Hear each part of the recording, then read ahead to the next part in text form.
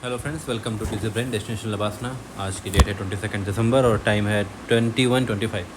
9:25 हो रहे हैं शाम के। और हम लोग एनसीईआरटी की सीरीज़ कर रहे थे जिसमें हम लोग ज्योग्राफी की एनसीईआरटीज़ कवर कर रहे हैं।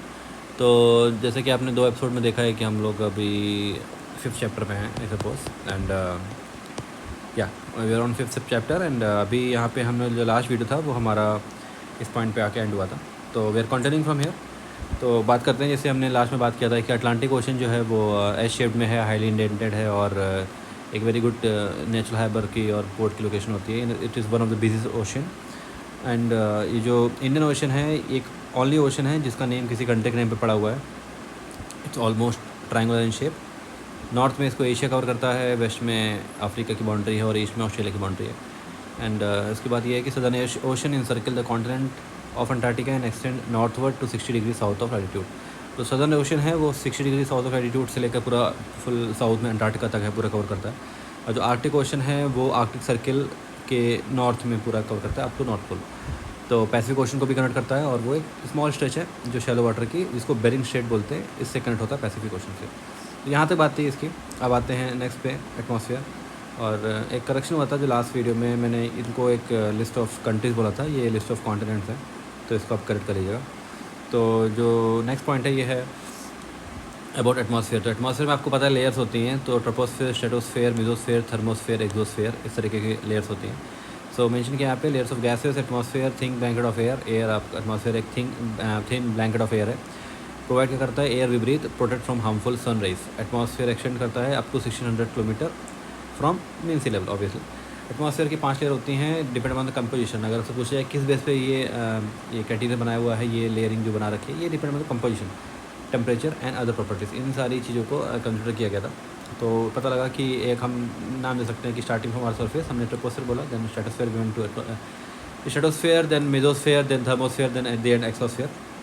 तो हम इसके इंडिविजुअल क्लासिफिकेशंस पढ़ते हैं। तो राइट, यहाँ पे एटमॉस्फेयर की बात किया है तो इसमें मेनली नाइट्रोजन और ऑक्सीजन होती है। आपको पता है कि मोस्टली O2 और N2 होता है। ये अराउंड 78% नाइट्रोजन होती है और वो जो ऑक्सीजन आपकी अराउंड 21% है। और रिमेनिंग जो 1% है वो आपका स्मॉल गैसेज हैं, जैसे like carbon dioxide, argon and other small. तो ऑक्सीजन हम लोग ब्रीथ करते हैं लाइफ में और ये हमको हेल्प करती है। नाइट्रोजन हमको प्लांट्स में हेल्प करती है। कार्बन डाइऑक्साइड की बात किया जाए तो काफ़ी इंपॉर्टेंट है, हीट एब्जॉर्व करती है जो कि अर्थ रेडिएट करती है और प्लानट को वार्म रखती है। लेकिन अननेसेसरी अगर कार्बन डाइऑक्साइड की इंक्रीज़ होगी तो वो एट द एंड वो टर्न हो जाएगा ग्लोबल वार्मिंग में, जो कि हो रहा है। तो डेंसिटी ऑफ एटमॉस्फेयर वेरी होती है। ऑब्वियसली बात है कि आपकी एयर है, एयर की डेंसिटी यहाँ पे चेंज हो रही है, यहाँ पे चेंज हो रही है, every layer is changing. So the highest density यहाँ पे होती है, सबसे लो है नियरेस्ट टू द अर्थ। तो यहाँ पे मेंशन करा है it is maximum at the sea level, decreases rapidly as we go up. जैसे हम ग्राउंड से लेकर ऊपर जाते हैं तो एयर की डेंसिटी अब हमारी कम होती चली जाती है। इसके आगे मेंशन किया इन्होंने कि temperature also decreases upwards, the atmosphere exert pressure on earth varies from place to place. So atmosphere पे एक प्रेशर आता है अर्थ पे। रीज़न क्या है कि देखिए प्रेशर सिंपली ये है कि आपकी जो इतनी एयर है वो ऑब्वियसली इतना प्रेशर यहाँ पे एक्सर्ट कर रही है। तो अलग अलग लोकेशन पे एल्टीट्यूड अलग है, तो इसलिए वहाँ पे हर एक जगह पे अलग अलग प्रेशर की वैल्यू होती है। और the air move from high pressure to lower pressure. हमेशा air high pressure to lower मूवती है। जैसे कि आप पानी देख लीजिए, हमेशा हाइट से नीचे गिरता है, तो वैसे आपका जो एयर होती है वो हमेशा हाई प्रेशर से लो प्रेशर मूव करती है और वही मूविंग एयर को आप बोलते हो विंड।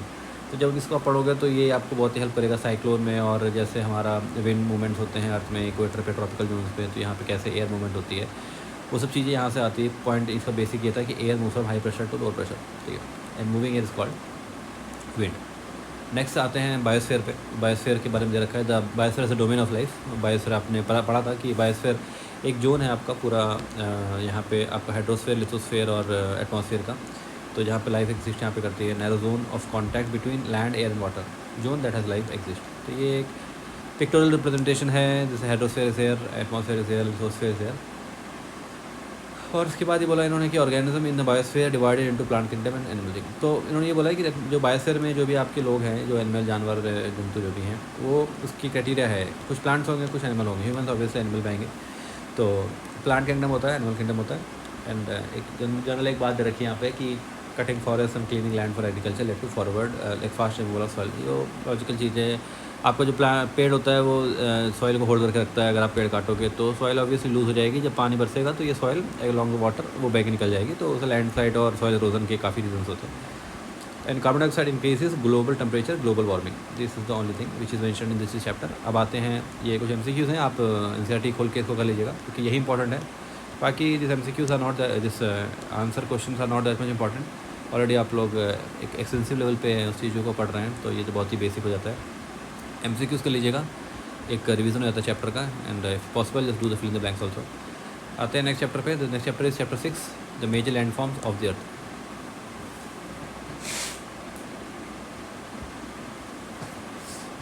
हाँ, तो यहाँ पे ये मेंशन कर रखा है, सी इधर मेंशन कि do you know a hill is a land. तो सबसे पहला चीज़ क्या है कि एक डिफरेंस जो मेंशन, बहुत जगह कंफ्यूजन होता है कि हिल और माउंटेन, किस पॉइंट पे आप एक हिल को माउंटेन बोलेंगे या फिर आप किस पॉइंट पे बोलेंगे कि this thing is not a mountain, it's a hill only. तो इसका सिंपल है कि इन्होंने NCERT ने मेंशन कर रखा है कि a hill is a land surface that rises higher than the surrounding area. Surrounding area से ऑब्वियसली ये प्लेन है, इसके ऊपर कुछ हायर कुछ राइज हो रहा है तो वो हिल तरह बोला जाएगा।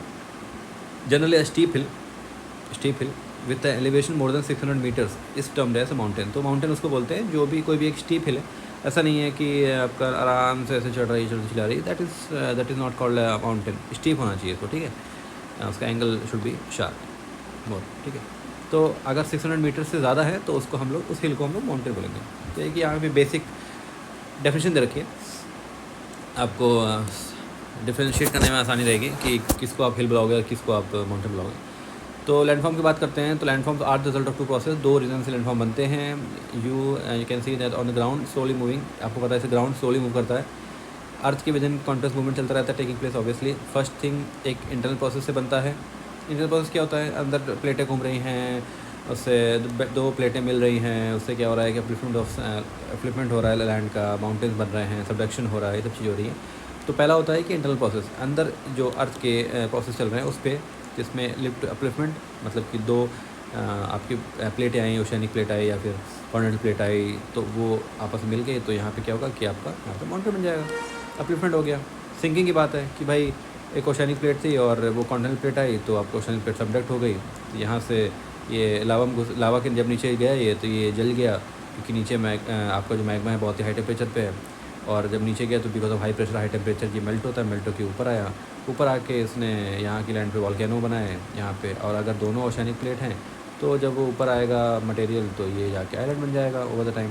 तो ऐसे क्लासिफिकेशन होता है कि कैसे आइलैंड बनते हैं आपके, कैसे आपके माउंटेन्स बनते हैं, वॉल्केनिक माउंटेन्स बनते हैं। तो ये है कि sinking of the earth surface at several places. दूसरा प्रोसेस है बाहर का प्रोसेस। भाई किसी चीज़ को दो चीज़, आप अंदर क्या चल रहा है, बाहर क्या चल रहा है। तो अंदर आपने बोल दिया कि अपलिफ्टमेंट चल रहा है, सबडक्शन चल रहा है। बाहर क्या चल रहा है कि वेयरिंग डाउन चल रहा है, भाई हवा चल रही है, पानी बह रहा है, तो उससे पहाड़ टूट, कभी नदी के चक्कर में सॉइल कट गई, सॉइल बह गई, पहाड़ धंस गया, ये सब चीज़ें होती हैं। तो it's like continuous wearing down and rebuilding the land surface, बनता रहता है, बिगड़ता रहता है। तो वेयरिंग अवे, इसको इरोजन बोलते हैं कि सॉइल इरोजन आप बोलते हैं, सॉइल बह गई, सॉइल वेयरिंग अवे हो गई, तो वो इरोजन बोलते हैं। Surface lowered by the erosion, rebuild by deposition. तो एक जगह है जहाँ पे आपका नदी से पानी आया और यहाँ से जो मिट्टी थी वो चली गई, उसको बोलते हैं इरोजन।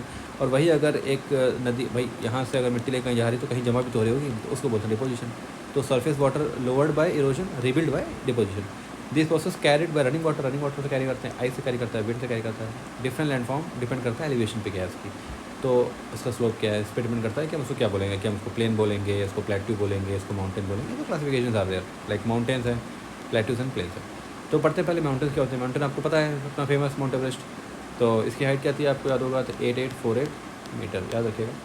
तो माउंटेन की बात करें तो mountain is any, it's like any natural elevation, इसलिए मैन मेड टू कम माउंटेन नहीं बोलेंगे, it's like any natural elevation of earth surface, ठीक है। तो अर्थ जैसा कोई भी नेचुरल एलिवेशन है, may have a small summit and broad base. Summit इसको बोलते हैं जो highest point of a peak होता है, तो may have a small summit हो सकती है, एंड ब्रॉड बेस होगा उसका, considerably higher than the surrounding area. तो जो नियर बाई एरिया है उससे आपका जो बेस एरिया है ब्रॉड होकर और ऊपर समिट जाएगा यहाँ पे पॉइंट, इसको माउंटेन बोलते हैं। कुछ माउंटेन परमानेंटली फ्रोजन होती हैं, उसमें रिवर सफाइस होती है, भाई वहाँ पे भी पानी होगा, वेपर से वो सब कंडेंस होगा, पानी जाएगा, लेकिन टेम्परेचर इतना कम है कि वो पानी फ्लो नहीं कर पाएगा, वो बर्फ़ बन जाएगा, वो रिवर ऑफ आइस हो जाती है। जब वो जम जाती है उसको बोलते हैं ग्लेशियर। हार्श क्लाइमेट होता है, हार्श बेसिकली एक्सट्रीम, लेस लोग होते हैं क्योंकि भाई टेम्परेचर आपका सर्वाइवल के लिए उतना सूटेबल नहीं है ना, तो कम लोग रहेंगे। Slopes steep, less land is available farming, तो आपका ज़मीन कम अवेलेबल है फार्मिंग के लिए, लोग कम हैं, वहाँ पर सर्वाइवल का कंडीशन बहुत ख़राब है, तो आप फार्मिंग कोई करेगा।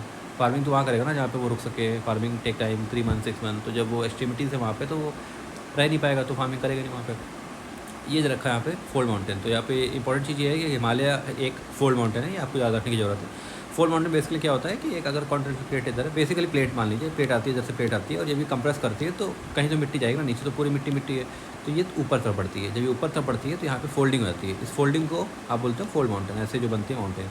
तो ये क्रस्ट है, यही अपनी धरती का जो क्रस्ट है ऊपर का, यहाँ पे आपकी प्लेट्स हैं, ये सब चीज़ें, तो जब ये मिलेंगी तो ये ऊपर अपलिफ्ट होगा, इसको बोलेंगे फोल्ड माउंटेन। तो फोल्ड ऐसे से बन जाते हैं, ये सारे फोल्ड्स हैं, ठीक है।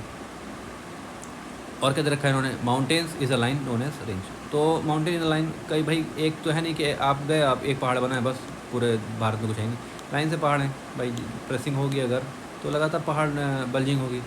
तो ये प्लेट है, ये प्लेट है, तो अगर ये लोग मिल रहे हैं आपको तो बल्जिंग तो पूरे हो रही ना, तो ये पूरी रेंज है, ठीक है। तो mountain in line is on range. तो अगर से पूछे रेंज ऑफ माउंटेन क्या होता है, मतलब इन लाइन कई सारे माउंटेन हैं।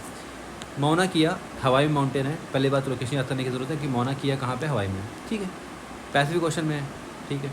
Is the under sea mountain, ज़मीन के अंदर है, पानी के अंदर है, इतनी ऊंची है कि इसकी हाइट है 10,205 मीटर। माउंट एवरेस्ट की हाइट है आपकी 8848, उससे ज़्यादा है ये 10,205 मीटर। ये आपकी कहाँ पे है, पैसिफिक ओशन पे, हवाई के पास, मौना किया नाम है इसका, अंडर सी माउंटेन, याद रखिएगा। माउंटेन्स इज लाइन ओके पढ़ लिया आपने। फिर क्या, हिमालय, एल्प्स, एंडीज़, ये सब माउंटेन्स हैं। कहाँ पे हैं हिमालय, आपको पता है एशिया में, ठीक। एल्प्स याद कर लीजिए, यूरोप पे है, जब याद करने जरूरत, क्योंकि लोकेशन में मैचिंग आती है। एंडीज़ कहाँ पे, साउथ अमेरिका में, साउथ अमेरिका में पता है, नॉर्थ अमेरिका, साउथ अमेरिका, यहाँ से पनामा था, स्टेट ऑफ पनामा, तो ये जो साइड में था ये पूरा एंडीज़ था। तो एंडीज़ आपका साउथ अमेरिका में है, एल्प्स आपका यूरोप में है, एशिया में हिमालय है। तो आपसे पूछेगा, हिमालय नहीं पूछेगा, आपसे पूछेगा एल्प्स या फिर एंडीज़। तो कितने टाइप की माउंटेन होती है, 3 टाइप की माउंटेन होती हैं। एक होती है फोल्ड माउंटेन, एक होती है ब्लॉक माउंटेन, एक होती है वॉल्केनिक माउंटेन। अलग अलग क्लासिफिकेशंस होते हैं उनके। एक सेकंड रुकिए, या तो अलग अलग तरह के क्लासिफिकेशंस होते हैं। फोल्ड माउंटेन क्या होते हैं, जो यहाँ पे कंप्रेशन और फोल्डिंग से बनते हैं। ब्लॉक माउंटेन दे रखा है, वॉल्केनिक माउंटेन दे रखा है। तो ऐसे 3 माउंटेन दे रखे टाइप, हम लोग पढ़ते हैं, इसका मतलब क्या होता है। तो पहला ये Himalaya mountains and Alps are young fold mountain. तो जो हिमालय माउंटेन है, एल्प्स कहाँ पे था, पढ़ा आपने, यूरोप में। तो एल्प्स हिमालय ये यंग हैं, मतलब नए हैं, मतलब नए इन सेंस की 10,000 20,000 साल पुराने ही हैं, लेकिन लेटेस्ट में सबसे यही डेवलप हुए हैं। फोल्ड माउंटेन्स है, रग्ड रिलीफ है, रग्ड मतलब कि उबड़ खाबड़, रिलीफ उसका है। एंड हाई कोनिकल पीक्स, काफ़ी हाई उसकी पीक्स है, कोनिकल पीक्स हैं। तो फीचर्स में क्या मिला, rugged relief, high conical peak. आप देखते हो ना कि हिमालय की चढ़ाई, ये देखिए, तो ये रग्ड है, फुल रग्ड है, और ये हाई कोनिकल है और ये पीक है। तो उन्होंने क्या रखा है कि Himalaya mountains and Alps young fold mountains है, ठीक है, रग्ड रिलीफ है, हाई कोनिकल पीक है। अरावली रेंज की बात की जाए, ये ओल्डेस्ट है भाई। यंग की बात होगी तो कुछ ओल्ड ही बता दो। ओल्ड में क्या है कि ये ओल्ड में आपकी अरावली आती है। अरावली कहाँ पे आती है, यहाँ दिल्ली है, इधर आपका राजस्थान पूरा पार्ट है, तो अरावली रेंज पूरी आपकी यहाँ पड़ती है, जिसमें आपका एक पीक में एक टेम्पल ही पड़ता है, वो काफ़ी फेमस है, उसके बारे में बात करेंगे। तो हिमालय माउंटेन एल्प्स हो गया, और अरावली रेंज इंडिया में one of the oldest fold mountain है। रेंज वॉर्न डाउन हो गई है इरोजन के चक्कर में, ठीक है भाई, ओवर द टाइम इरोजन हुआ है। इरोजन के रीज़न क्या हो सकते हैं, रिवर है, आपकी एयर है, आपकी नेचुरल कॉजेज़ हैं, आपके टेम्परेचर डिफरेंसेस हैं, सॉइल से बैक्टीरिया से, इन सब चीज़ से इरोजन होता है, ठीक है। The range worn down due to erosion, ठीक है। एप्लेशियन माउंटेन के बारे में बात कीजिए, नॉर्थ अमेरिका में। तो अगर आपसे पूछे कि एप्लेशियन कहाँ पे है, तब एप्लेशियन आपके नॉर्थ अमेरिका में। एंडीज़ कहाँ पे है, साउथ अमेरिका में। एल्प्स कहाँ पे, यूरोप में। तो एप्लेशियन आपके नॉर्थ अमेरिका में। उराल माउंटेन रशिया में। उराल माउंटेन आपकी बाउंड्री भी पड़ती है यूरोप और रशिया के बीच की जो बाउंड्री है उसको उराल माउंटेन स्पेसिफाई करती है। तो उराल माउंटेन आपका रशिया में है, एप्लेशियन आपका नॉर्थ अमेरिका में। Have rounded feature and low elevation का कम है, वेरी ओल्ड फोल्ड माउंटेन है, काफ़ी पुरानी है। तो यंग में आपका याद रखिए हिमालय एल्प्स है, और पुराने में आपका एप्लेशियन हो गया, उराल हो गया, अरावली हो गया, ठीक है। अब बात करते हैं ब्लॉक माउंटेन। ब्लॉक माउंटेन क्या होते हैं। Block mountain created when large area broken and displace vertically uplifted, ठीक है। तो होता क्या, बेसिकली ब्लॉक होता है, होता यह है कि 2 यहाँ पे ज़मीनें हैं, आपस में आएंगी, जब क्रशिंग होगी तो ऊपर जाएगी, ये बन जाएगा आपका फोल्ड। लेकिन वही अगर एक ज़मीन है दूर जा रही है तो गड्ढा होगा ना, तो ये क्या होगा कि यहाँ का ज़मीन यहाँ पे धंस जाएगी, ये ज़मीन यहाँ पे धंस जाएगी। एग्जांपल ये देखिए, ये ज़मीन है, ये ज़मीन है, जैसे ये ज़मीन लेफ़्ट गई, ये ज़मीन राइट गई, जैसे थोड़ा सा गैपिंग होगी, ये धंस गई। इस चक्कर में क्या है कि ये आपका ऊपर है, ये आपके नीचे, तो ये ऊपर नीचे बन जाता है, इसको बोलते हैं हॉर्स्ट एंड ग्रेबन। इस टाइप का होता है block mountain. Created when large area broken, जब एक लार्ज एरिया होता है वो ब्रोक हो जाता है, एंड डिस्प्लेस वर्टिकली डिस्प्लेस होता है। कि मान लीजिए कि अचानक यहाँ पे कुछ अर्थक्वेक का कोई इशू आया, तो ये पर्टिकुलर पोर्शन आपका डिप हो गया। तो ये जो रिमेनिंग जो हाई पे रहेगा उनको बोलते हैं, हाई वाली को हॉस्ट बोलते हैं, जो नीचे धंस गया उसको बोलते हैं ग्रेवन। तो द अपलिफ्टेड ब्लॉक को बोलते हैं हॉस्ट, लोअर वाले ब्लॉक को बोलते हैं ग्रेवन। राइन वैली और वोस्गस माउंटेन यूरोप में है, ये इसकी एग्जांपल हैं। तो उसको पढ़ लीजिएगा कि राइन वैली और वोस्गस यूरोप में, शायद नाम लग रहा है वोस्गस, काइंड ऑफ थोड़ा सा रशियन नेम लग रहा है। तो ये वोस्गस आपका यूरोप में बाउंड्री पर पड़ता है और राइन वैली आपका इसका एक फीचर है, इसका एक एग्जांपल है। थर्ड आता है volcanic mountain. Volcanic mountain simple चीज़ जो वॉल्केनो से बनती है। जैसे माउंट किलिमंजारो है, कहाँ पड़ती है? अफ्रीका में। एंड माउंट फुजियामा जापान में। तो किलिमंजारो अफ्रीका में है, फुजियामा आपका जापान में है माउंटेन, ठीक है। ये जो एग्जांपल वोल्केनिक का है, वोल्केनिक का सिंपल बता दो आपको एक ओवरऑल कि आपका ओशियानिक क्रस्ट है, आपका यहाँ पे नॉर्मली ओशियानिक क्रस्ट है, या फिर आपका ओशियानिक क्रस्ट है, यहाँ पे आपका कॉन्टिनेंटल क्रस्ट है। जैसे ये जाएगी आपकी प्लेट यहाँ पे सबडक्ट होगी, सबडक्ट होकर क्या मेल्ट होगी, मेल्ट होकर ऊपर आएगी, यहाँ पे हीट से ये बाहर आने की कोशिश करेगी। जैसे बाहर आएगी तो ये वोल्केनिक इरप्शन होगा, ये आपको वोल्केनिक माउंटेन बना देगी। इस तरह ये भी बने हैं, ठीक है। तो Kilimanjaro in Africa and Fujiyama in Japan. Mountain, हाँ ठीक है। यूज़ क्या है देखिए, माउंटेन का यूज़फुल क्या है? उसको स्टोर हाउस ऑफ वाटर होता है भाई, पानी की काफ़ी ज़्यादा स्टोर हाउस बन जाता है। रिवर होते हैं, बनती हैं, सोर्स होती हैं। अपने देखिए इंडिया की मैक्सिमम जो रिवर सोर्सेज हैं आपके फ्रॉम माउंटेन्स हैं। ग्लेशियर्स रहते हैं माउंटेन में, फिर वो मेल्ट होते हैं, उससे और पानी मिलता है हमको। Reservoirs made water is hardness, water from the mountain also use for irrigation and generation of hydro electricity. अब देखिए हाइड्रोसिटी कैसे यूज़ कर रहे हैं, पढ़ा होगा आपने बचपन में कि पानी देखिए ऊपर से पानी नीचे गिरेगा, नीचे गिरेगा, हम मोटर लगा देंगे, यहाँ पर सब टरबाइन में लगा देंगे, पानी गिरेगा, टरबाइन घूमेगी, इलेक्ट्रिसिटी जनरेट करेंगे हम लोग। तो उस मेथड से हम इलेक्ट्रिसिटी जनरेट करते हैं, हाइड्रो इलेक्ट्रिसिटी बोलते हैं उसको। फिर आता है रिवर वैली। रिवर वैली और terrace ideal for cultivation of crops. तो रिवर की जो वैलीज होती हैं, जैसे देखिए रिवर वैली यहाँ पे है, यहाँ रिवर पास हो रही है, यहाँ पे वैली है, ये टेरेस है यहाँ पे, ठीक है।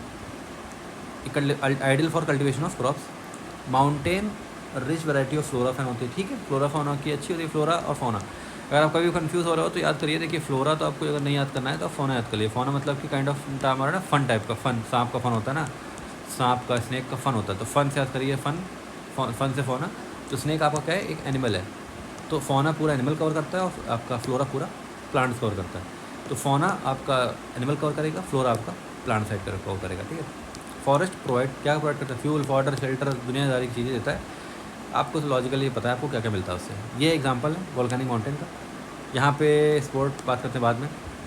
देखिए यहाँ दे रखा है magma buildup here under the normal pressure. आपका ज़मीन से मैग्मा निकला ऊपर, यहाँ क्या हुआ, जैसे निकलेगा धीरे धीरे यहाँ पे ये लेयरिंग क्या है, आया ठंडा हुआ, आया ठंडा हुआ, आया ठंडा हुआ, ऐसे करते करते करते लेयर बन जाती है। ये पूरा आपका यहाँ पे एक पूरा चैनल बन जाता है, ठीक है। तो उसको बोलते हैं volcanic cone is composed of layer of ash and lava. बाहर आएगा लावा आएगा, बाकी ऐश होगी, आपकी राख होगी।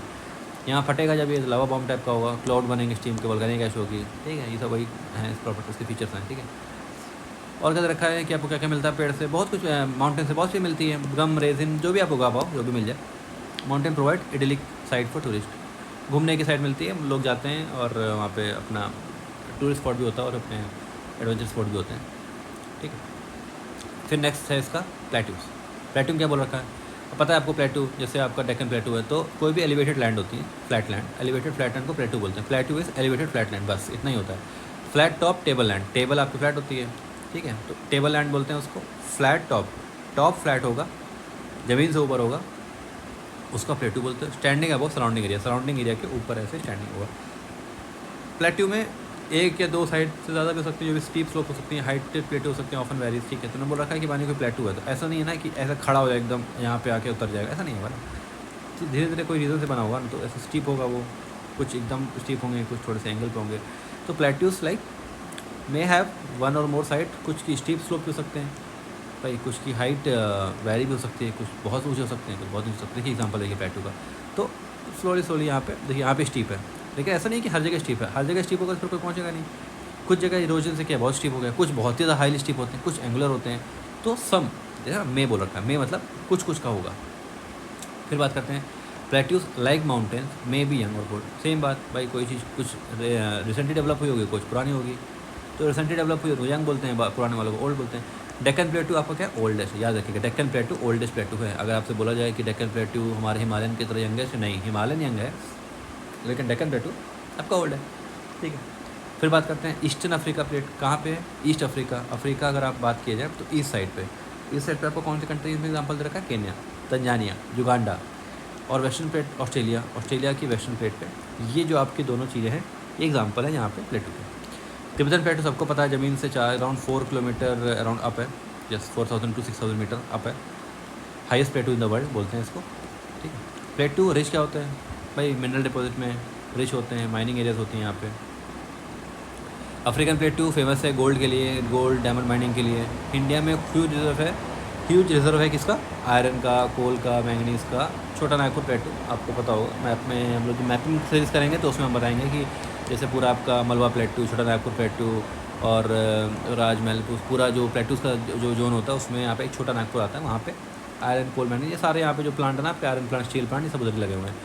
तो ये प्लेटू में काफ़ी हाई रिजर्व है। प्लेटू में काफ़ी वाटरफॉल होते हैं, ऑब्वियसली ऊपर तक रहेगा तो ऊपर जब पानी नीचे गिरेगा तो वाटरफॉल बन जाएगा वो, तो कहीं ना कहीं तो रिवर या कुछ ना कुछ फ्लो कर ही रहा होगा, पानी बरसेगा, कहीं एक्यूमुलेट होगा, कहीं से एग्जिट होगा, तो सेवरल वाटरफॉल मिलते हैं। तो हुंदरू फॉल देखा जाए तो छोटा नागपुर प्लेटू पे मिलता है। अब सवाल कैसे बन सकता है कि हुंदरू फॉल, जैसे आजकल नया पैटर्न चला ना कि 3 मैचिंग चल रही है, 1 2 3, तो ये रीज़न इससे मैच करो, इससे मैच करो, तो यहाँ बोलेगा हुंदरू फॉल। हुंदरू फॉल कहाँ पे, प्लेटू, छोटा नागपुर प्लेटू। फिर बोल देगा रिवर गंगा, कट गया, गलत हो गया। तो ये आपको याद रखना है कि हुंदरू फॉल छोटा नागपुर प्लेटू में, सुवर्णरेखा में, जैसे जोग फॉल आपका कर्नाटका में, ठीक। तो इस तरह एक इंपॉर्टेंट चीज़ है, याद कर लीजिएगा। फिर आता है लावा प्लेटू के बारे में। लावा ऑब्वियसली ज़मीन से मैग्मा निकल रहा है, वो स्टेबल हो रहा है, वो आपका प्लेटू बना रहा है, तो लावा प्लेटू। इसमें क्या मिलेगा आपको, ब्लैक सॉइल फर्टाइल होती है। मेन बात ये है कि अंदर का आपके मिनरल्स काफ़ी सारे आएंगे, हाईली फर्टाइल होगा वो, रिच इन ब्लैक सॉइल होता है। और ब्लैक सॉइल बेनिफिट कहाँ मिलती है आपको, कॉटन में। आपका कॉटन उगाने के लिए ब्लैक सॉइल बहुत हेल्प करती है। फिर आगे आते हैं प्लेन्स बारे में। प्लेन आपको पता है पूरा यूपी बिहार और साउथ ऑफ उत्तराखंड और साउथ ऑफ कहते तो दिल्ली साइड से, पूरा ये पंजाब साइड से पूरा प्लेन तो चल रहा है। प्लेन क्या होता है, पहाड़ से नदी निकलती है, सेंडिमेंट्स लेके आती है पूरा, और डिपॉजिट करती चली जाती है। तो पूरे कोर्स में जहाँ डिपॉजिट करती रहती है वो पूरी आपकी फाइन ग्रेन बन जाती है ज़मीन पे। फाइन सॉइल होती है, अच्छी इरिगेशन होती है, फ्लैट लैंड होता है, पानी की अवेलेबिलिटी होती है, इसीलिए लोग ज़्यादा रुकते हैं, ज़्यादा फार्मिंग होती है, ज़्यादा पॉपुलेशन होती है। तो पूरा जो आपका जोन है वो प्लेन्स बोलते हैं। क्या होता है देखिए, plains large stretch of flat land का लार्ज स्ट्रेच होता है, not more than 200 metre above mean sea level, काफ़ी लोअर लेवल पे होता है, ठीक है। मोस्ट फॉर्म बाय रिवर के थ्रू फॉर्म होता है। उनके ट्रिब्यूटरी क्या होता है, कोई रिवर है उसमें एडिशनल रिवर ऐड कर रही है पानी, वो ट्रिब्यूटरी बोलती है। मेन रिवर को ज्वाइन करती है, जैसे गंगा है तो गंगा में यमुना उसकी ट्रिब्यूटरी है, लेकिन यमुना में सोन ट्रिब्यूटरी है, इस तरह, ठीक है। यहाँ पे चंबल ट्रिब्यूटरी है, और गंगा में इधर से आपकी रामगंगा आती है, इधर आपकी और भी रिवर आती हैं, कोसी रिवर आती है, सब चीज़ें, तो वो सब ट्रिब्यूटरी होती हैं। River flow down the slope of a mountain से निकलती है और उनको इरोड करती है, उससे जो सॉइल आती है वो कैरी फॉरवर्ड करती है रोड मटेरियल को, वो डिपॉजिट करते हैं अपना लोड को, और स्टोन सैंड फील्ड सब होता है अपने रास्ते में और वैलीज़ में। इससे क्या होता है कि प्लेन बन जाता है। प्लेन बहुत फर्टाइल होते हैं, ठीक है। कंस्ट्रक्शन और ट्रांसपोर्ट नेटवर्क ईजी होता है क्योंकि भाई काफ़ी प्लेन फ्लैट लैंड है और लो लेवल पे है, तो आराम से आप ट्रांसपोर्ट कर सकते हो, नदी से यूज़ कर सकते हो, आप फेरी यूज़ कर सकते हो, ज़मीन पे ट्रेन यूज़ कर सकते हो, सब चीज़ें अननेसरी रग्ड रिलीफ नहीं ना। तो construction of transport is very easy.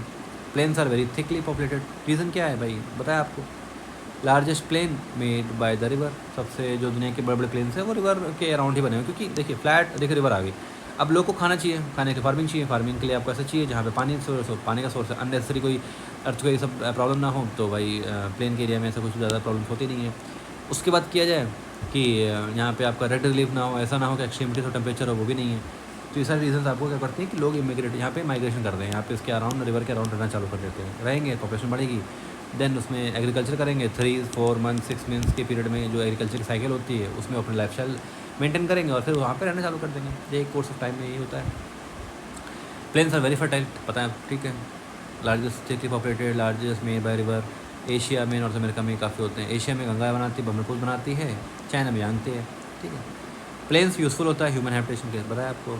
Concentration of people होती है, ज़्यादा फ्लैट लैंड होती है, हाउस अच्छे से बना लेते हैं, कल्टीवेशन होता है, सॉइल फर्टाइल होती है, हाईली प्रोडक्टिव लैंड होती है। Indo Gangetic plain most densely populated region इसी रीजन है। ये एग्जाम्पल है एक प्लेन्स का, ठीक है। देखिए अब आते हैं लास्ट पॉइंट पे, लैंडफॉर्म एंड पीपल। इसमें क्या मेंशन कर रखा है यहाँ पे, स्वच्छ Bharat mission, healthy mind live in the healthy body and for healthy body clean environment particularly. तो इन्होंने कुछ नहीं कहानी कर रखी है कि स्वच्छ भारत मिशन, आप क्लीन बॉडी रखोगे, आपका माइंड क्लीन रहेगा, सराउंडिंग क्लीन रहेगी, तो आपकी लाइफ स्टाइल बेटर होगी और आपकी हेल्थ इंप्रूव होगी। बस यही है। ये रो ब्रिज है, एग्जाम्पल है, अरुणाचल प्रदेश में रो ब्रिज, याद रखिएगा। अगर पूछेंगे रो ब्रिज इन मणिपुर, नहीं, मणिपुर नहीं, रो ब्रिज आपका अरुणाचल प्रदेश में है, ठीक है। ये फोटो दे रखी है, मैसेज कुछ नहीं है। चैप्टर ओवर यहाँ पे इसके आप MCQ ओवर कर लीजिएगा। चैप्टर 6 ओवर, चैप्टर 7 पे आते हैं। इसमें 8 चैप्टर्स हैं। विल फिनिश दिस वीडियो क्योंकि ऑलरेडी इसका 3rd पार्ट चल रहा है और 3 पार्ट ऑलरेडी, ये तीसरा पार्ट रिकॉर्ड हो रहा है, तो आप भी सोचोगे कि एक NCERT को 3 पार्ट के 1.5 घंटा बहुत ज़्यादा हो जाएगा. So we'll finish everything in this video. Yeah. So we'll go for chapter number 7. We'll start with it and this one. Chapter 7 क्या बोल रहा है? Our country India. इंडिया के बारे में क्या बोला है इन्होंने? देखिए, नॉर्थ में लॉफ्टी हिमालयस हैं, आपको पता है. अगर इंडिया को आप ऐसे बनाओ, यहाँ पे हिमालय है, अरेबियन सी आपका है, ठीक है. आपके इधर अरेबियन सी पूरा लगा हुआ है, इधर बे ऑफ बंगाल लगा हुआ है, ठीक है. ईस्ट में आपका यहाँ पे ईस्ट में आपका बे ऑफ बंगाल है, आपका अरेबियन सी वेस्ट में है, साउथ में आपका इंडियन ओशन है, यहाँ पे हिमालय. तो हम ऐसे यहाँ पे कवर्ड है. पेनिनसुला क्या होता है? एक ऐसा पीस ऑफ लैंड जो 3 साइड से कवर होता है. पेनिनसुला 3 साइड से कवर होता है, इधर साइड, इधर साइड, इधर साइड से. चारों तरफ से कर दोगे तो फिर आइलैंड बन जाएगा वो. ऑस्ट्रेलिया आपका कॉन्टिनेंटल आइलैंड है, ठीक है. तो इंडिया का एरिया कितना है? 3.28 मिलियन स्क्वायर किलोमीटर. रख लीजिए. नॉर्थ साउथ से एक्सटेंड कहाँ से चलता है? कश्मीर से कन्याकुमारी तक पता है आपको. ईस्ट वेस्ट में कहाँ चलता है? अरुणाचल प्रदेश से कच्छ तक. अरुणाचल प्रदेश कहाँ पड़ता है? इधर साइड पड़ता है. कच्छ कहाँ पड़ता है? गुजरात के एंड पॉइंट पड़ता है, ठीक है. उसके बाद अराउंड 2900 एग्जाम्पल आप याद कर लीजिए. अराउंड 3000 किलोमीटर की रेंज है अप और डाउन की, ठीक है. इतना बड़ा रेंज है हमारे भारत का. लॉफ्टी माउंटेन्स होती हैं, पहाड़ ऊपर नीचे हैं. ग्रेट इंडियन डिजर्ट मिलेगा आपको. डिजर्ट है यार आपका कहाँ पे? आपका राजस्थान में, ठीक है. ये सब चीज़ें हैं. लोकेशन की बात की जाए, हम ट्रॉपिक ऑफ कैंसर में आते हैं. हमारे इंडिया से ट्रॉपिक ऑफ कैंसर क्रॉस करता है, ठीक है. पासिस कहाँ से? ऑलमोस्ट हाफ वे से, मतलब मोस्ट लाइक आधे से ही क्रॉस करता है वो. हमारा जो इंडिया है वो क्या, उसकी जुडिक्शन है ऊपर नॉर्थ की 4 है क्या, 8 डिग्री 4 मिनट से 37 डिग्री 6 मिनट. सो अराउंड आप देख रहे हो कि अराउंड 30 डिग्री का हमारे पास जोन है. इधर साइड क्या है आपका? यहाँ पे आपका 68 डिग्री 7 मिनट ईस्ट है. यहाँ आपका 97 डिग्री 25 ईस्ट है.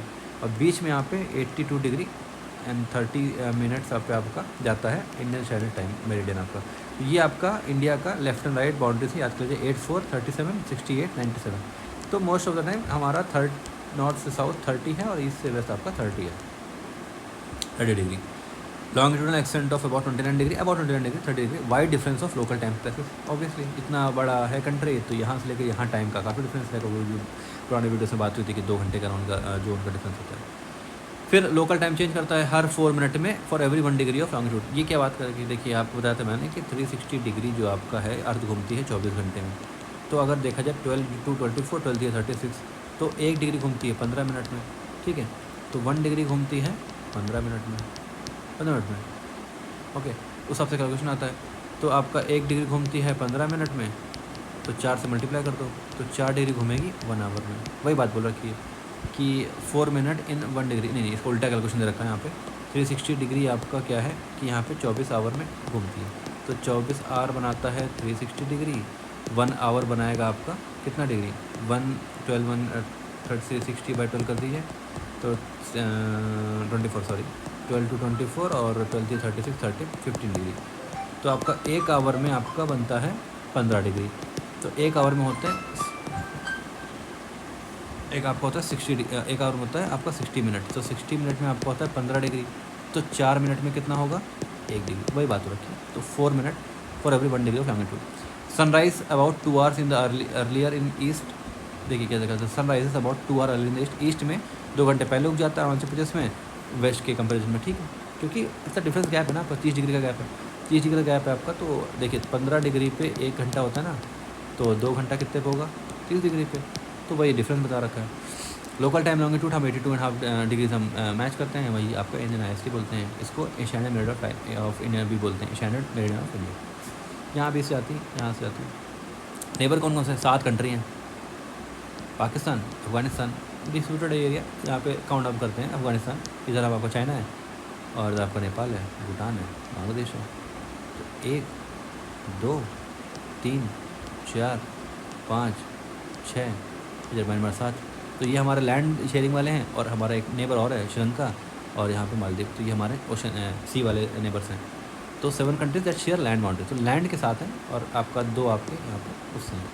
देखा जाए तो इधर भी आपका कुछ सडन स्टेट्स पड़ते हैं, सदर्न एशिया के कंट्रीज़ पड़ती हैं, ठीक. ये पॉलिटिकल मैप दे रखा है, काफ़ी पुराना मैप है. अभी तो काफ़ी वेरिफिकेशन और सब चीज़ें हो रखी हैं. यहाँ पे तेलंगाना, हैदराबाद देखिए यहाँ हो रखा था. चलिए लेटेस्ट ही है, ज़्यादा कुछ इसके बाद चेंजेस आया नहीं है. ओनली यहाँ पे जम्मू कश्मीर को काफ़ी चेंजेस आए हुए हैं. तो UT और सब चीज़ें बन गई है, ठीक है. अब यहाँ पे बात रखें लाइन अवर आइलैंड नेबर कौन कौन से हमारे श्रीलंका मालदीव हमारे आइलैंड नेबर है। श्रीलंका सेपरेट करता है इंडिया से पाल्क स्टेट से। स्टेट की बात की थी, स्टेट क्या पढ़ा था हमने कि एक लैंड है दूसरी लैंड है, दो बड़ी वाटर बॉडीज़ को अगर स्मॉल एक लैंड पास करती है तो कनेक्ट करती है, दो बड़ी वाटर बॉडीज़ को एक स्मॉल वाटर बॉडी कनेक्ट करती है, उसको हम बोलते हैं स्टेट। ये पढ़ा था, ठीक है। पॉलिटिकल एंड एडमिनिस्ट्रेटिव डिवीज़न की बात की जाए, एडमिनिस्ट्रेटिव पर्पज़ के लिए हम लोग ने एडमिनिस्ट्रेटिव रीज़न के लिए भाई हमको गवर्न करना है, लोगों को रेगुलेट करना है, हर चीज़ को मैनेज करना है लोगों की लाइफ स्टाइल को, तो उसके लिए हम लोग स्टेट का कन्फिगरेशन करते हैं एडमिनिस्ट्रेशन, ताकि सब कुछ सही रहे, पुलिस से लेकर बैंकिंग से लेकर फूड से लेकर सप्लाई से लेकर एवरीथिंग। 29 स्टेट्स का जो पुराना डेटा इन्होंने दे रखा है, तो इस पर आप लेटेस्ट डेटा पे जाइए। आगे बात करते हैं कि लेटेस्ट आपका तेलंगाना बना था 22 जून 2014 को, और आंध्र प्रदेश से कटा था, और दिल्ली नेशनल कैपिटल है, सबको पता है। States form on the mainly on the base of language के बेस पे बना था। राजस्थान सबसे बड़ा स्टेट है, तो मेन इंपॉर्टेंट चीज़ स्टेट जो इंडिया में वो लैंग्वेज के बेस पे बना हुआ है, पहली चीज़। सेकंड चीज़, राजस्थान सबसे बड़ा स्टेट है, वो सबसे स्मॉलेस्ट एरिया में, और स्टेट्स को फर्दर डिवाइड करते हैं डिस्ट्रिक्ट। भाई स्टेट तो इतना बड़ा है ना, अब आप इसको कैसे रेगुलेट करोगे, तो और छोटे छोटे उसको बांट दोगे तो वो बन जाएगा डिस्ट्रिक्ट। यहाँ पे एक बात रखिए कि यस, यहाँ पे क्या बात रखी है, देखिए इस टॉपिक पे आते हैं फिजिकल डिवीजन। तो आपने कौन सी डिवीजन पढ़ लिया पहले, तो आपने पॉलिटिकल एडमिनिस्ट्रेटिव देख लिया, ठीक है। उसके ऊपर क्या देख लिया, नेबर्स आपने देख लिया, लोकेशन सेटिंग देख ली। तो फिजिकल डिवीजन में क्या देखिए, फिजिकल डिवीजन में हिमालय के बारे में बात की। हिमालय क्या, हिम आलय, आलय मतलब होम, हिम मतलब पहाड़, अबोर्ड ऑफ स्नो, हिम मतलब बर्फ़ नॉट पहाड़, हिम मतलब बर्फ़ और आलय मतलब होम। तो ये अबोर्ड ऑफ स्नो है, स्नो का अबोर्ड हिमालय बोलते हैं। 3 रेंज में आपका डिवाइडेड है, ठीक है। तो सबसे पहला जो आपका है ग्रेट हिमालय, उस 3 पहला ऐसे चलती हैं, तो इसको बोलते हैं ग्रेट हिमालय। सेकंड को बोलते हैं हम इसको, मतलब ग्रेट हिमालय को आप लोग क्या बोलते हैं, हिमाद्री बोलते हो, तो ग्रेट हिमालय को आप हिमाद्री भी बोलते हो। सेकंड आपका आता है मिडिल हिमालय, फिर थर्ड आता है आपका क्या आता है साउथ ऑफ दैट, उसका बोलते हैं शिवालिक। देखिए दे रखा है, सबसे पहला ग्रेट हिमालय होता है, उसको हिमाद्री बोलते हैं, वर्ल्ड के हाईएस्ट पीक नहीं मिलते हैं। फिर मिडिल हिमालय आता है, जहाँ पे हिमाचल प्रदेश लाई करता है, south of Himadri, many popular hill station यहाँ पे। फिर शिवालिक आता है, सदर्न मोस्ट जो रेंज आपकी वो आपकी इसकी है, देखिए यहाँ पे दे रखा है, ये ग्रेट हिमालय, ये आपका बीच में मिडिल हिमालय, फिर आपका शिवालिक आ गया, ठीक है। ये पूरा हिमालय पूरा ऐसा पूरा कवर करेगा। उसके नीचे आ जाएगा आपको क्या, प्लेन्स आ जाएंगे, ठीक है। तो उस पर प्लेन्स करना पड़ते हैं, तो यहाँ पे क्या आ गया, यहाँ देखिए प्लेन आ गया, northern Indian plains like south of Himalaya, Himalaya के साउथ में पड़ते हैं। जनरल लेवल होते हैं, फ्लैट होते हैं, एल्यूवियल डिपॉजिट से फॉर्म होता है। अब आप पढ़ के आए reverse, like Indus Ganga Brahmaputra ये सब फॉर्म बनाती है, ट्रिब्यूटरीज होती हैं, रिवर प्लेन फर्टाइल लैंड मिलता है कल्टिवेशन के लिए, हाई कंसंट्रेशन पॉपुलेशन होती है। वेस्टर्न पार्ट में क्या है, डिजर्ट है यहाँ पे, तो यहाँ पे प्लेन होगी, यहाँ पे राजस्थान पार्ट डिजर्ट है, ग्रेट इंडियन डिजर्ट, यहाँ पे डिजर्ट आ गया आपका, ठीक है। ड्राई है, हॉट है। डिजर्ट की प्रॉपर्टीज़ क्या होती है, सिंपल बात होती है कि सूखा होता है, गर्म होता है, सैंड होती है ना, वेजिटेशन बहुत ही लिटिल होती है, और जो भी होती है वो थॉर्नी बुश टाइप की होती है। प्लेन के साउथ में प्लेटू आता है, पेनिनसुलर प्लेटू। पेनिनसुला क्यों है, क्योंकि 3 साइड से पानी से ढका हुआ है, यहाँ पानी, नीचे पानी है, तो पेनिनसुलर प्लेटू है। पेनिनसुला तो बोलते हैं उसको जो 3 साइड ढका होता है। क्या पढ़ा था आपने, देखिए यहाँ पे हम लोग पढ़ के आए जस्ट अभी, देखिए peninsula is of land that is surrounded by water from by 3 sides, ठीक है। अब आते हैं इस पर, क्या कह रहा है, या साउथ ऑफ प्लेटू हो गया, ट्रायंगल शेप में होता है, रिलीफ हाईली अनइवन है प्लेटू की। Region with numerous hill ranges and valley, काफ़ी हिल रेंजेस और वैलीज हैं। अरावली हिल्स सबसे ओल्डेस्ट माउंटेन में आती है। Border it on north west side, तो आपका इस तरह यहाँ पर बॉर्डर है। विंध्या है, विंध्या आपकी मध्य प्रदेश में पार्ट पड़ती है, ऊपर पड़ती है आपकी सतपुरा, नीचे पड़ती है आपको विंध्या। तो विंध्या एंड सतपुरा रेंजेस हैं, देखिए यहाँ पे मेंशन कर रखा है, देखिए ये विंध्या पड़ती है, उसके नीचे सतपुरा, सॉरी ऊपर विंध्या पड़ती है, नीचे सतपुरा पड़ती है, बीच में नर्मदा, और उसके नीचे से तापी रिवर जाती है, ये मेन चीज़ है। तो विंध्या रीजन पड़ता है, प्लेन्स डिजर्ट, इसके ऊपर विंध्या रेंज, नीचे सतपुरा रेंज, इधर जाती है आपकी नर्मदा, इधर जाती है ताप्ती। यहाँ पे आप काफ़ी हाईएस्ट पीक भी है, फेमस भी है, और बाकी इधर आपका पूरा वेस्टर्न घाट चलता है, इधर आपका ईस्टर्न घाट चलता है। वेस्टर्न घाट से मैक्सिमम रिवर्स हैं, वो सब निकलती हैं, जैसे गोदावरी, कृष्णा, कावेरी, और ईस्टर्न घाट्स में आपके कोर्स सारे पड़ते हैं, इधर चेन्नई पड़ता है, इधर आपका विशाखापट्टनम पड़ता है। साउथ, और यहाँ पे पहाड़ हैं, यहाँ पे पहाड़ हैं आपके, बाकी आपके इधर आपके डिजर्ट है, यहाँ मार्शलैंड है गुजरात में कच्छ के पास, और बाकी यहाँ नॉर्थ ईस्ट में पहाड़ है। यहाँ पे अंडमान आइलैंड है, लक्षद्वीप यहाँ पे आइलैंड है। इस तरह आपका पूरा बना रखा है रिलीफ, ठीक है। तो क्या रखा है, देखिए the Vindhya and Satpura ranges हैं। River Narmada and Tapi flow करती है, ठीक है। वेस्ट फ्लोइंग रिवर है, पढ़ लीजिए, इंपॉर्टेंट चीज़ क्या है, Narmada Tapi west flowing river है। मोस्टली हमारी कंट्री में क्या है ना, मोस्टली रिवर हमारे ईस्ट में जाती है, बे ऑफ बंगाल में आके डिप करती हैं, लेकिन नर्मदा तापी और भी कुछ रिवर्स हैं जो कि हमारे जाके अरेबियन सी में घुसती हैं, वो है आपकी वेस्ट फ्लोइंग रिवर में। मेजर आपका नर्मदा तापी है। उस पर क्या बोलते हैं, देखिए drain in Arabian sea mention कर रखा है। वेस्टर्न घाट में क्या है, सह्याद्री बोलते हैं। तो आपको अगर याद नहीं रहता तो आप याद करिए, देखिए वेस्टर्न घाट में पहाड़ हैं, ऊँचे जो पहाड़ हैं, तो उसको बोलिए साउथ है ना। साउथ आपको देखिए हिमाद्री, उसको साउथ हिमाद्री बोलिए। ग्रेट हिमालय क्या बोलते हो आप? हिमाद्री। अगर आप बोलो कि साउथ हिमाद्री तो इसका आप बोलोगे सह्याद्री। याद करने की जैसा ट्रिक। तो सह्याद्री क्या होता है? साउथ की हिमाद्री है, मतलब कि साउथ की माउंटेन्स है जो कि वेस्टर्न घाट में सबसे ज़्यादा ऊँची होती हैं। बॉर्डर करती है प्लेट्यू में। In the western Ghats provided eastern boundary. कुछ नहीं बोल रहा, ये प्लेट्यू है। इधर साइड में वेस्ट में आपका सह्याद्री पड़ेगा, इधर आपका ईस्टर्न घाट पड़ेगा। ओके, उसके बाद क्या है? वेस्टर्न घाट्स ऑलमोस्ट कॉन्टिन्यूस होती हैं, लगातार कॉन्टिन्यूस है। ईस्टर्न घाट क्या है? टूटी टूटी है, ब्रोकन है, अनइवन है। ये एक चीज़ इंपॉर्टेंट चीज़ है। वेस्टर्न घाट क्या है आपकी? नैरो है, काफ़ी कम जगह पे। ईस्टर्न घाट काफ़ी वाइड है, हाइट में कम है या हाइट में ज़्यादा है? वेस्टर्न घाट हाइट में ज़्यादा है, ईस्टर्न घाट हाइट में कम है, ब्रोकन है। ठीक है। प्लेट्यू रिच होते हैं मिनरल्स में, ऑलरेडी आपको पता है। वेस्ट ऑफ वेस्टर्न घाट क्या है भाई? पहाड़ है, यहाँ से पानी गिरेगा, मिट्टी निकालेगा, फिर प्लेन बनाएगा। तो वेस्ट ऑफ वेस्टर्न घाट और ईस्ट ऑफ ईस्टर्न घाट क्या फिर से आएगा, लेकिन वो कौन से होंगे? उसके बगल में कोस्ट लगा हुआ है, तो वो कोस्टल प्लेन बोला जाएगा। ठीक है। तो east of eastern Ghat, west of western Ghat coastal plain है। द वेस्टर्न कोस्टल प्लेन बहुत नैरो है। वेस्टर्न कोस्टल प्लेन नैरो है क्योंकि वेस्टर्न में यहाँ पे कम ज़मीन है, ईस्टर्न काफ़ी वाइड है। सॉरी यहाँ पे इरोजन होता है, यहाँ पे खूब जमा होता है, तो यहाँ पे ईस्टर्न वाला काफ़ी वाइड है। Eastern coastal plain much broader है। ईस्ट फ्लोइंग रिवर, ठीक है, यहाँ पे देखा महानदी, गोदावरी, कृष्णा, कावेरी, ये सब ईस्ट फ्लोइंग रिवर है, बे ऑफ बंगाल में करती हैं। फर्टाइल डेल्टा बनाती हैं, और डेल्टा आपको बताइए सुंदरबन डेल्टा जो आपका है, ये गंगा ब्रह्मपुत्र मिला के बनाती है बे ऑफ बंगाल में। ठीक है। अब कुछ इंपॉर्टेंट चीज़ रखी है, जैसे कोरल्स। कोरल क्या होती है? Skeleton of tiny marine animal call polyps. अब देखिए होता क्या है, जो कोरल रीफ और सब चीज़ें पढ़ते हैं, होता क्या है देखिए, एक छोटा सा एक मरीन एनिमल होता है जिसको बोलते हैं पॉलिप्स। अब पॉलिप क्या होता है कि पॉलिप जब मरता है तो उसकी स्केल्टन बच जाती हैं, वो बेसिकली कैल्शियम वाली जो होती है सब चीज़ें। अदर पॉलिप्स ग्रो करते हैं उसके ऊपर, ठीक है, और होते होते वो क्या करते हैं, पूरा कोरल आइलैंड बना देते हैं। इनका एक सिम्बायोटिक मैकेनिज्म होती है पॉलिप के बीच में और एक बैक्टीरिया के बीच में। तो पॉलिप उनको जगह देता है जीने के लिए, और वो उस बैक्टीरिया उसको फूड देता है। इस तरह ये लोग साथ में रहती हैं, और पॉलिप कवर होते होते होते होते कंबाइन करके ये लोग एक कोरल आइलैंड बना देते हैं। जैसे आपका लक्षद्वीप है ना, और मालदीव वालदीव में भी है। और यहाँ पे साइड में क्या देखा है, देखिए Ganga Brahmaputra world largest delta बनाती हैं। सुंदरबन डेल्टा इसको बोलते हैं। ट्रायंगुलर इन शेप है, is an area of land at the mouth of river, यहाँ पे आपका माउथ ऑफ रिवर जहाँ खत्म होती है वहाँ पे बनता है। ठीक है। एलिवेटेड डिपोजिट के बारे में क्या बोल रखा है? फाइन सॉइल होती है, रिवर लेके आती है, डिपोजिट करती है रिवर बेस में। ट्रिब्यूटरी क्या होती है? वो रिवर या स्ट्रीम जो कंट्रीब्यूट करती है वाटर, बेसिकली पानी ऐड करती है। जो पानी फिर जो रिवर में जो एग्जिट करती है कोई अगर छोटी सी रिवर, तो उसको बोलते हैं डिस्ट्रीब्यूटरी। इतना था।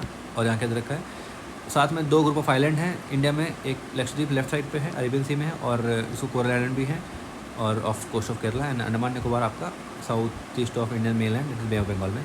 सुनामी ने काफ़ी ज़्यादा इफेक्ट किया था आपका जब बे ऑफ बंगाल साइड से, इधर साइड से अंडमान निकोबार को। ठीक है। यहाँ पे ये कुछ MCQs हैं, इसको आप देख लीजिएगा। और यहाँ पे इतना ही मेंशन है। एक्चुअली क्या है कि ये जो टॉपिक्स है, इन्फॉर्मेशन है, काफ़ी वाइड है। NCERT ने बहुत ही बेसिक लेवल पे इसको इंट्रोड्यूस किया था, क्योंकि क्लास 6 की NCERT है, तो उसमें ज़्यादा आपको इन्फॉर्मेशन दे नहीं सकते थे। तो एक बेसिक है, लेकिन हम लोग जो मेन सीरीज़ है उसमें काफ़ी एक्सटेंसिवली इस चीज़ को पॉइंट टू पॉइंट और काफ़ी अच्छा पिक्टोरियल रिप्रेजेंटेशन से कवर किया गया है। और एग्ज़ाम में वैसे भी इतना बेसिक नहीं पूछते हैं, काफ़ी टफ लेवल पे कॉम्प्लिकेट करते हैं। तो अब ये लास्ट चैप्टर खत्म करते हैं जल्दी से, फिर एंड करते हैं इस वीडियो को। तो लास्ट पॉइंट है the India climate vegetation in the wild life, chapter number 8। तो 2 चीज़ होती हैं, कि होता है वेदर, एक होता है क्लाइमेट। तो वेदर मतलब क्या होता है? वेदर एक डे टू डे चेंजेस होते हैं, दिन में दिन। जैसे आज मौसम कैसा है, वेदर कैसा है, सुबह पानी बरसा, दोपहर में धूप निकला, शाम को फिर पानी बरस गया। Weather like day to day changes in the atmosphere. Temperature बदल सकता है, पानी बदल सकता है, सनशाइन हो सकती है। क्लाइमेट क्या होता है? Over the time, over the 50 years, 10 year, 20 years, ये उसे बोलते हैं क्लाइमेट। बोलते नहीं कि क्लाइमेट बदल गया है, पहले ठंड ज़्यादा होती थी अब कम होती है, वो kind of thing like over the years, 10 years, 20 years, 50 years का रेंज जो होता है वो क्लाइमेट से कंसिडर हम बताते हैं। तो जो आपके रिपोर्ट आती है वो वेदर फोरकास्ट आती है, क्लाइमेट फोरकास्ट नहीं आती है। ठीक है। द मेजर रीज़न क्यों जो सीज़न आते हैं मेन क्या है, तो आपको पता है, देखिए ये सब तो कहानी बता रखी है। आप मान के चलो, देखो जनवरी से आपका अगर मैं बात करूँ तो देखिए मैं आपको ये से समझाता हूँ, साल का रेंज ले लीजिए। ठीक है। तो यहाँ देखिए दिसंबर में आपकी सर्दी चालू होती है, जनवरी, फरवरी, मार्च, अप्रैल, मई, जून, जुलाई, अगस्त, सितंबर, अक्टूबर, नवंबर। तो आपको पता है कि दिसंबर से सर्दियाँ चालू होंगी, और कहाँ तक जाएंगी? आगे दिसंबर लिख लो यहाँ पे। ठीक है। तो सर्दियाँ चालू होंगी दिसंबर से और फरवरी तक जाएंगी। तो दिसंबर फरवरी से आपने पास सर्दी है। मार्च में क्या होगा? मार्च में आपको गर्मी चालू हो जाएगी। अब वो मार्च से लेकर मई तक गर्मी चलती है। ठीक है। फिर क्या होगा? पानी बरसना चालू कर देगा, जून से पानी बरसेगा सितंबर तक। फिर क्या होगा? फिर आपका सिटेटिंग मानसून आएगा, साउथ में पानी बरसेगा अक्टूबर नवंबर में। फिर आपका यहाँ पे साउथ में पानी बरसता है, इधर आपको नॉर्थ में पानी बरसता है, नॉर्थ में south of India.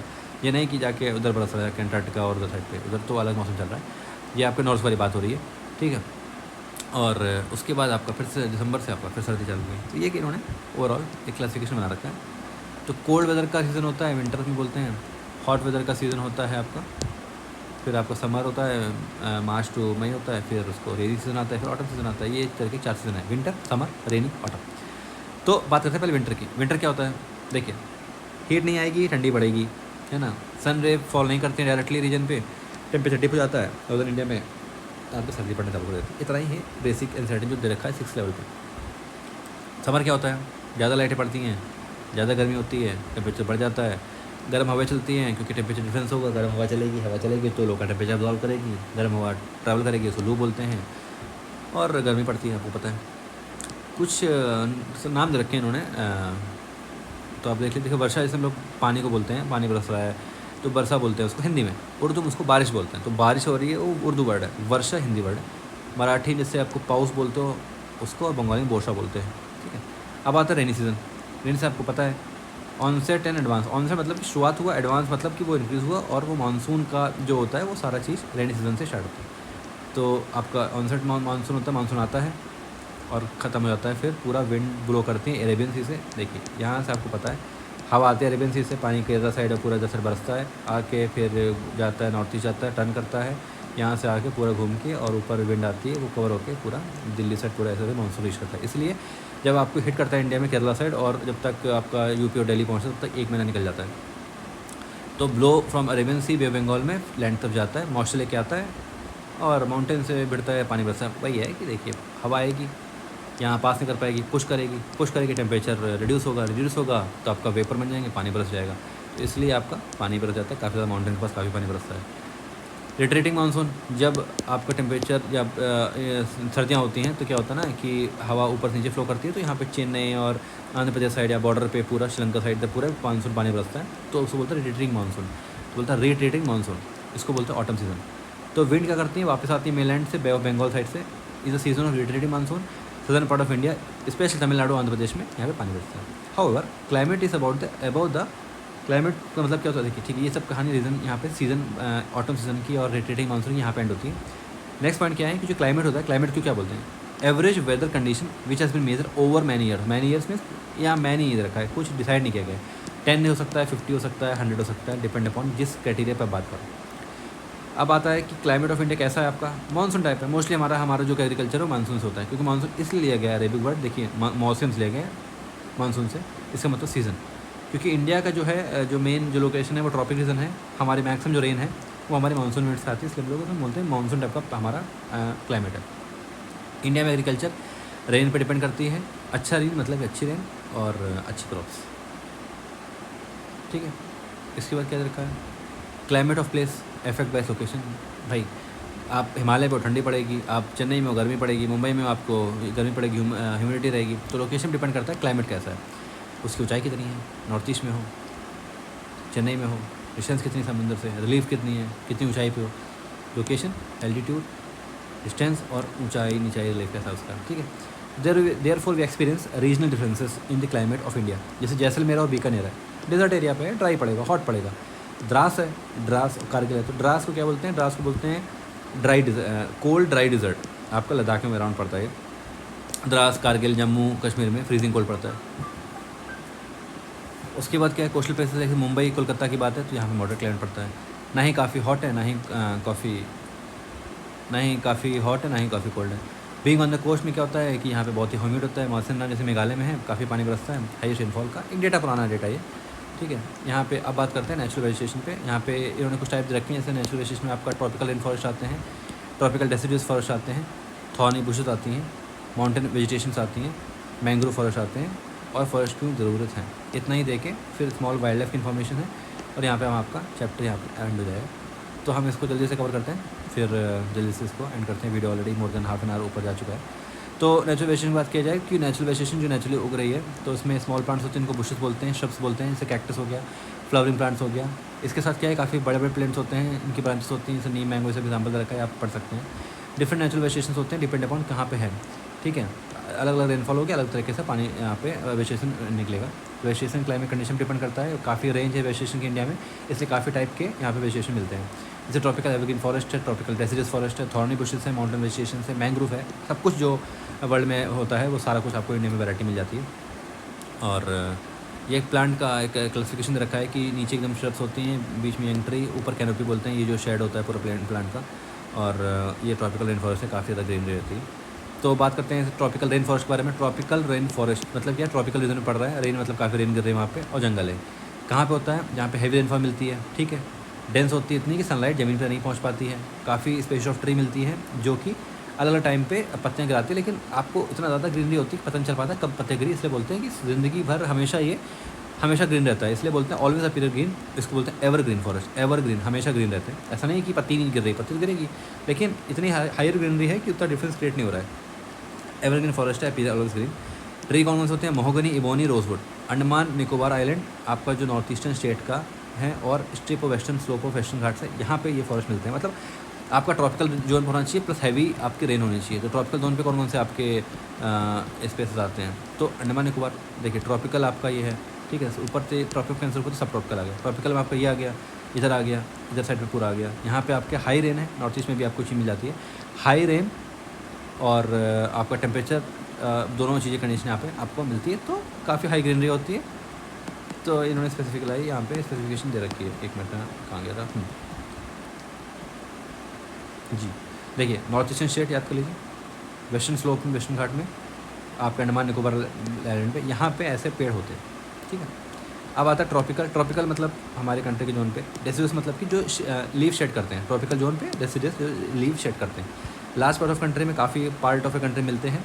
Monsoon forest भी बोलते हैं इनको, क्योंकि भाई पानी आया तो अच्छी ग्रीनरी हुई, पानी मानसून चला गया तो पत्तियाँ झड़ गई, डेंस कम होगा भाई, ठीक है, शेड करेंगे लीफ अपने आपको particular time of the year में, साल में कुछ टाइम पे शेड भी कर देंगी। इंपॉर्टेंट ट्री कौन सी होती है, साल, टिक, पीपल, नीम, शीशम, इसका एक नोट बना लीजिएगा।